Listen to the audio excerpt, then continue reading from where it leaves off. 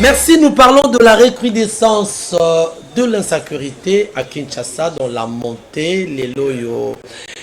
Il ne peut pas se passer un jour sans qu'on entende un cri d'alarme, sans qu'on entende, sans qu'on voie crime quelque part, sans que tout le monde sali boye, puis avec un mode opératoire et commis, on appelle ta famille pour que on paye ça 10 000 $, 5 000 $, une pauvre maman qui n'a rien. Et bon, on a dit on a rejoint ouais, puis on a dit que ça moi là. Oui, vous avez dit on a un Jimmy dans mon église qui est en train de pleurer à Zolé. Oui. Azolé là, bah lever moi là. Tu vois, on doit 10 000 $, wana wapi yeko taka ya ko ça va les athées. Comment s'en sortir? Vraiment. Vraiment, c'est triste, Bandeko Balandi. Ça fait très mal. Et ça fait très peur de circuler dans la nuit dans la capitale. Pendant la nuit, surtout vers notamment Ngaliema, Lingwala, Tambo, Bandal, partout. Oui, Barumbu aussi. C'est Donc, vraiment un exercice à haut risque. Mais pour nous, comme Christelle, qu'est-ce qui est là-bas? Le niveau au salaire que les loyaux, tu assisté à une scène que nous n'avons jamais connue à Kinshasa à l'époque. Il était criminalité, c'est là que moi, qui m'a dit, c'est là qui, mais attends, à la veille des élections, comment on a monté que c'est suspect, hein? Vraiment, la faute est partagée dans la haute hiérarchie. Oui. Puis après, les parents aussi. La faute est partagée. Pour nous, la faute est partagée. Quelle est la part des parents? Pour nous. Les parents doivent éduquer les enfants à mais leur inculquer des bonnes valeurs. Mais quand on dit que bon, exactement, on a besoin d'iPhone. Christelle. Voilà, moi j'ai contribué Christelle. Moi j'ai contribué Christelle par là. Aux parents, nous sommes tous des tozaboui. Parents, dans pour éduquer moi. Parents, tant que dans mon kilo, tu as la fin de moi, on a bêta été, ou bien à Salanini, à l'obélaï ma bêté. Parents, nous surtout, à toujours, après ça, moi, on a bonne éducation. Alors, ceux qui ont le bongo, ils ont le droit parents, après sa éducation. Il y a des parents, chaque jour, soit la mouki. Chaque moto avant là la fin d'ici bana et bango avec si bango di lobanzambe ils sont to banga zambi et d'accord juste bana biso bana mikolo to baby na biso to comme trop matérialiste que et to boy na éducation ba para ba pesa biso c'est que moi je pourrais dire c'est ça. Bon, mais oui hein, donc tout ce que vous avez dit c'est vrai, les lots ba parents bazana incapacité peut-être ba fou bazo foot ay bien té. Notre jeune soeur, notre jeune garçon, a montré que non, il a besoin d'un iPhone, ce qui est 13 ans. On a utilisé un côté, on a évité. On a utilisé un cocoli. Oui, justement, au-delà de tout ça, il faut que l'enfant apprenne. Avec la passion, j'aurai tout ça. Okay, avec la prière, j'aurai tout ça. Avec le travail, j'aurai tout ça. Donc, du côté là, en tout cas, parents peuvent avoir moins responsabilité. Et aussi la haute hiérarchie. Donc notre gouvernement a mis un peu côté la biso par rapport à bas salaire, par rapport à la vie sociale, la biso a mis un peu pour revoir na 4 points parce que j'étais à l'extérieur en Chypre kaka ya pamba. Oh, na Nicosie kuna. Oui, non. OK. Au moins la vie sociale les a quand même allégés. Donc banzele les asphaltés, courant et kindagate. Moi, biloko est un peu à basse prix, ils ont moins qui se procurer soso facilement. Donc du coup, ils ont moins qui moi vie est bien. Et vol, ils ont moins qui ba caméra sur ba caméra un peu partout. Je ne vois pas où ba crime ou ba comment ça la ba crime à tout moment. Si on mettait des caméras un peu partout, comme la Bamboka sous les bandes, comme en Chypre, j'ai été aussi en Chine, au moins qui ba caméra ils ont un peu partout. Et ça là que moi ba crime à la pensée. Mais à l'époque, il y a Joseph Kabila. On avait mis des caméras. Car biso moko ba congolais, les totés les marteaux, boma ba caméra. N'a pas point focaux et belé, j'avais vu ça. Biso moko carte marche boy et comme ko ça la nini, o tient la biso ba caméra. Mais parce qu'il y a pas de sécurité. Sous sécurité ça bachi ba soldat wana pour entretenir et loko wana pour na ko bomba yango. Je vois pas en quoi mutako uta, je ne sais pas moi zou akende ko boaka libanga na caméra, je ne vois pas parce qu'il y a pas de sécurité. S'il y a des soldats un peu partout, je ne vois pas où Moutaoya ou ça n'importe quoi dans Mboka. Donc, vraiment, on a besoin de sécurité dans Mboka. mais un peu pour relever sécurité dans Mboka. La police un peu partout, commissariat. So bache pe la police, la police na biso yango so bache ba on a za ba ko marawana pona ko banda ko tracasser population. C'est ça boy. Attends, c'est ba bête pour la bango faut caraba. Donc si je comprends bien toi, yo comment on appelle d'une part ils allaient pas mal d'autres pas appeler autorité quand vous dites l'autorité, c'est-à-dire na ba agent de l'ordre, bon ba zapper à la base il y a insécurité oyo. Mais ces derniers temps, au-delà, il y a délinquance juvénile autre Kobenga Kuluna, terrorisant un peu la population. Mais il y a encore un autre phénomène très grave. Bon, l'enlèvement va qu'on lève. Coup de chapeau, na le général Silvano Kasongo, où vraiment battu la main sur Batonio Soana au Bako Salabiso Maka. Mais que la bande des Anons Moulaï. Fille les Amoulaï, Toloba, Bandeko, vous qui nous suivez, il y a le numéro qui est affiché juste au bas de vos petits écrans. Je crois, bon, comme la soit message, soit au Bengi, bon, intervenir. Que devons-nous faire pour que tous allons vraiment la sécurité, la vie de prophète à Kinshasa, siège, il y a une institution. Et ça, siège, il y a parce que c'est inacceptable, c'est inadmissible. Qu'on voit ce genre de phénomène s'est passé où? À Kinshasa, la capitale du Congo, la capitale politique de la République démocratique du Congo. Et en plus, nous nous approchons vers les échéances électorales pour le 20 décembre 2023. Est-ce que vous comprenez un peu? Est-ce que cela est sabotage? Il y a des gens qui veulent saboter le mandat du chef de l'État ou comment? Ils ont créé le logo Oyo pour qu'on dise que voilà.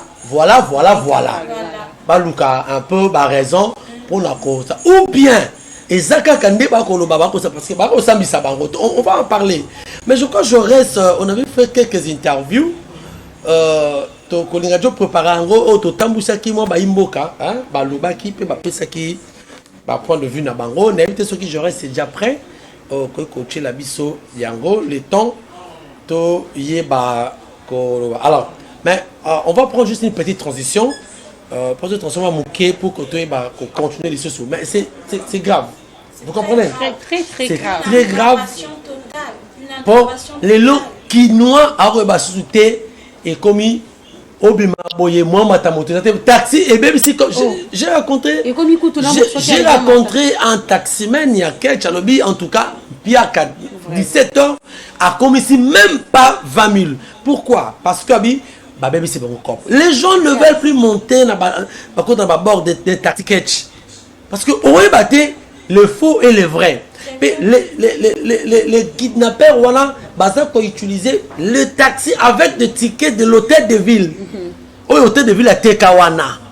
Ils utilisent, c'est-à-dire, Motomoko, Azaranaye, la taxi et Boulaka, mais Azui, chauffeur, Bazo ça. Il y a eu plus de 26 kidnappeurs qu'on a arrêtés. Oyo, Bazaki, na audience, lobby, je crois que ça va continuer aujourd'hui. Donc, on attend aussi qu'il y a eu une sœur qui est innocente. Tout le monde l'a innocenté. Merci, je disais. Non, en fait, avant qu'on y arrive, Nalina qui peut te féliciter. Je crois qu'il y a quelqu'un en ligne déjà. Allô? Allô, bonjour. Bonjour. Pardon? Oui. Pardon. Coup de chapeau à le général Silvano Kasongo pour ce travail vraiment au four et moulin qui ont réussi, l'élément a réussi à mettre la main sur kidnappeurs, les gens qui troublent la quiétude. Il y a des Congolais, il y a des Quinois, la Kinshasa, mesdames et messieurs. Donc, vous comprenez un peu. Donc, et comme un peu passé, Congolais ne vivent plus librement. Na kata mboka yemoko. Donc, on a peur. J'ai vu une image au bazar où ça la moto-opération. Oh non, j'ai dit non. Hors du commun, Aux autres circuler. C'est authentique, je ne sais pas. Mais, parce que avec cette nouvelle technologie, il y a beaucoup, il y a beaucoup. Faut aussi, c'est un peu de. Donc, on va vous appeler image mon baïen. Mais ce qu'on a vu au bébé, c'est qu'il ne perd pas ça là, au katamutu, il n'a pas de question, ouais. Ça fait mal. Quand on appelle la moto à Zuipena, ah, on a dit que tu as défatté. On a tellement de somme, on a appelé moto. Oui, tout en deux. Allô? Allô? Bonjour. Comment on a bien?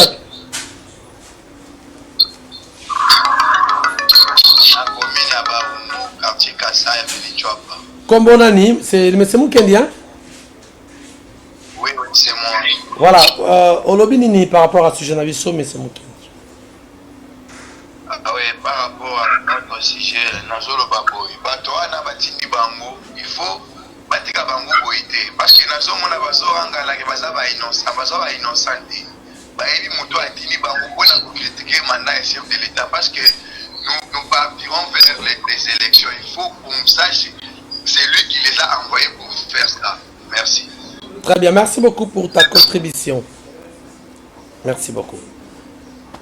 Vous avez compris, donc, dans le goût de comment bon, ça engage que lui, hein, après si on a vu naïe. Tu as raison, il y a une personne qui a envoyé ces jeunes gens pour saboter les mandats de politique. Il y a un monsieur qui m'a posé la question, la police est arrivée à mettre la main sur cette bande où il y a plus de 26 personnes. Comment est-ce que la police a fait?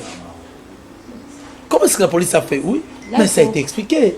Donc, je crois que, le général, la police basa vraiment bien. Mais il y a quelques éléments, il y a la police, Oyo, basa bien instruité, et la police que Senga. Et la plupart, il y a des agents, il y a des policiers mingi.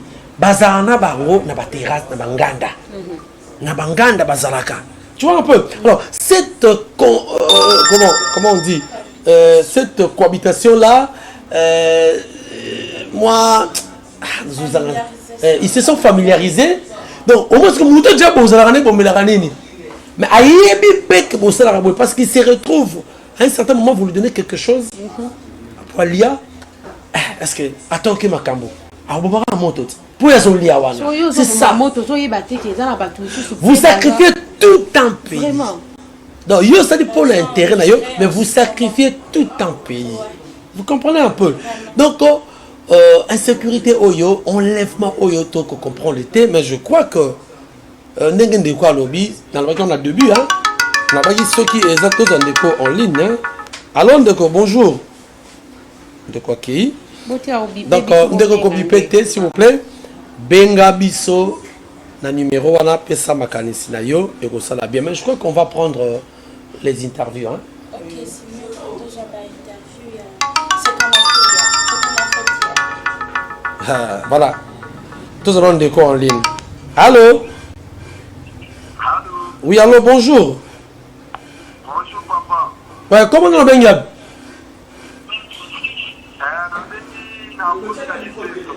Pardon? Commune à Kinsenso, voilà. Comment on a dit?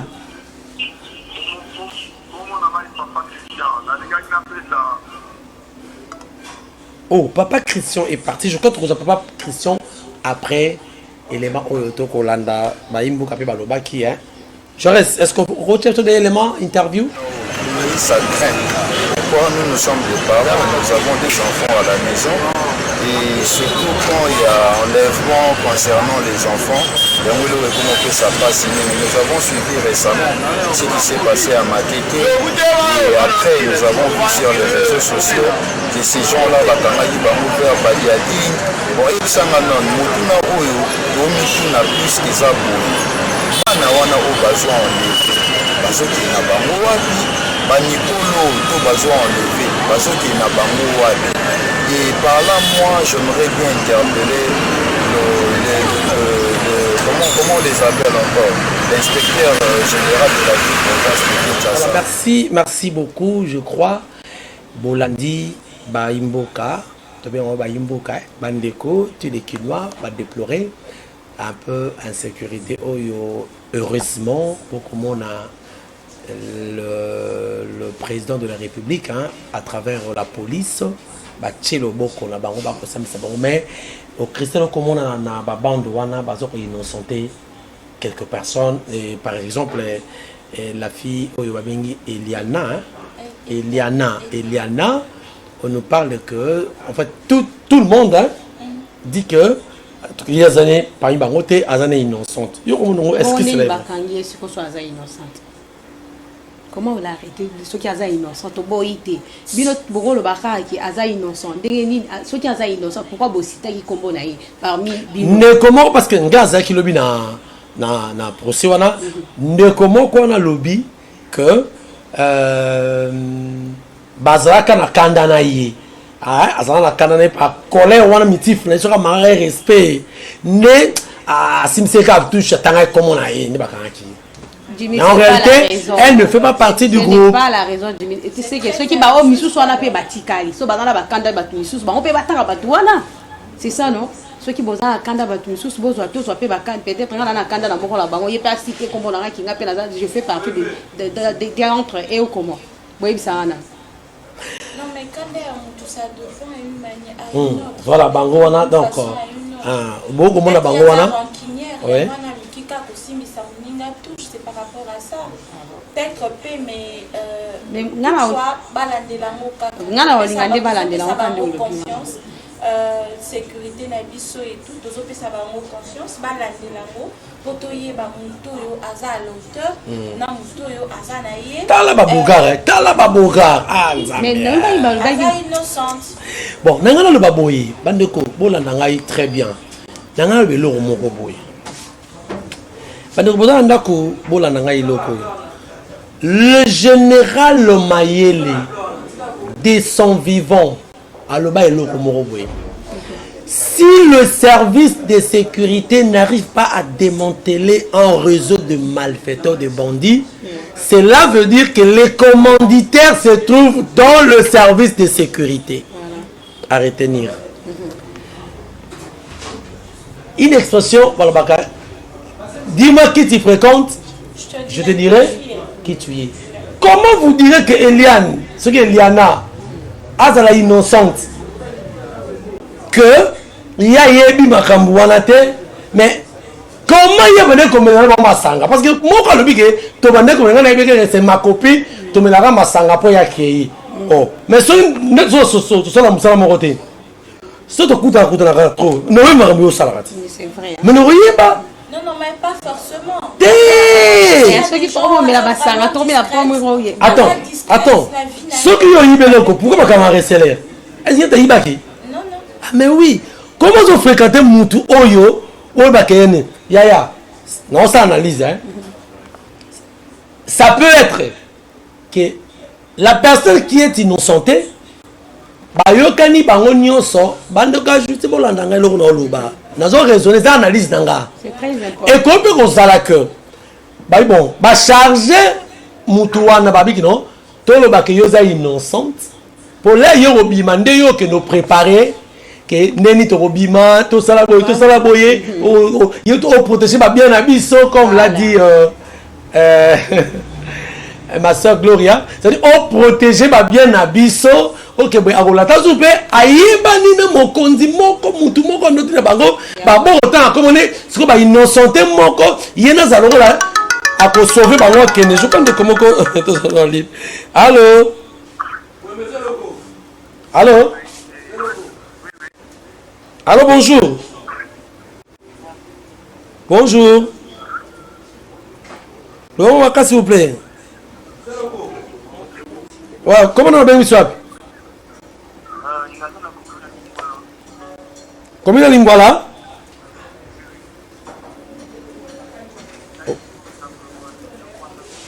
Oh là là, il y a un petit problème, hein? Parlez un peu fort, s'il vous plaît. Allô? Oui, allô?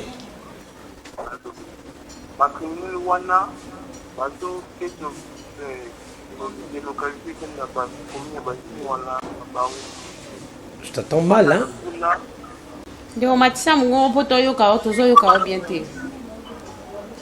bakriminel wana basali kotelobela na bakomi walange na babango bakanzi wana kaya mitini.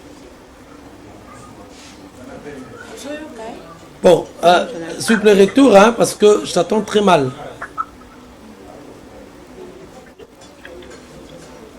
Voilà. Déco, le bas un peu ma casse, c'est pour que Toyoka. Donc, pardon? Ok. Donc, je disais que, donc, comment elle peut être innocente pendant que Abandé Kozana Bango, Azomelana Bango, mais il y a nos années. C'est un peu flou. Justice, vous allez un peu prudente. Ici, il va le roi innocenté, Boti Kakaraïe, à Keite. Et puis, là, au Senga, papa commandant, papa le général Kassongo, Makondiamboka, tous les endroits où il y a Bandeko, bah cité, tu n'as pas voulu, tu vas pas bandi, hein, bah kidnappeur, tu n'as pas voulu, Istanbul, bah film, je vais échapper en gros. Allez perquisitionner ces endroits. Il ne faut pas perquisitionner bah endroit nyoso oyo. Bah lo bah tout le monde qui m'a qui est-ce que monsieur content bah nous mais il faut se mettre dans la donc il n'a pas kawana bah endroit tout va cailler bango allez dans ces endroits pour perquisitionner voilà donc voilà bata moto voilà tala moto yamana il faut peut-être à partir de 22h bah 2 personnes en moto parce que à partir de tout le monde on porte la bongo je crois que oh my god bonjour. Allô? Oui, bonjour, comment on va bien? Comment on a Namakala, hein? Ah, ok. Donc, comme il a insécurité, ma classe, comme il m'a dit, au bang, pour la peine, tout le monde donc, pour la makala, hein, ma casse, hein?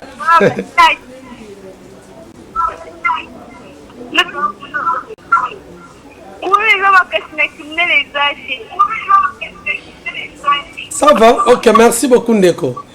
Nino Rossel, va qu'on très bien. Je crois. Ah, donc, je disais, au moins, il y a moto, madame Ibaleti.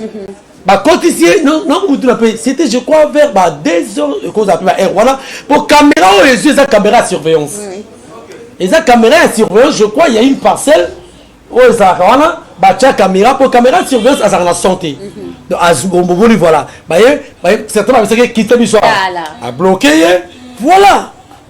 Or, ceux qui m'a lumière et là qui m'a cassé, et qui sécurité m'a cassé, peut-être un gros les cabouilletés. Il y a un moment dans moto, aux yeux, aux yeux à partir de 23h, à côté de soi, vénité. À côté de soi, à Zobanga. So, moto, des agents à venir, appelez-moi suspect. Bien, pas vraiment suspect. Donc, voilà. Donc, justice, il le faut tout l'année là. Voilà, merci beaucoup, je crois. Mesures qu'il faut en tout cas pour mes campagnes qu'on déjà fait dans le Cambo parce que là ça a vraiment quitté côté. Très bien.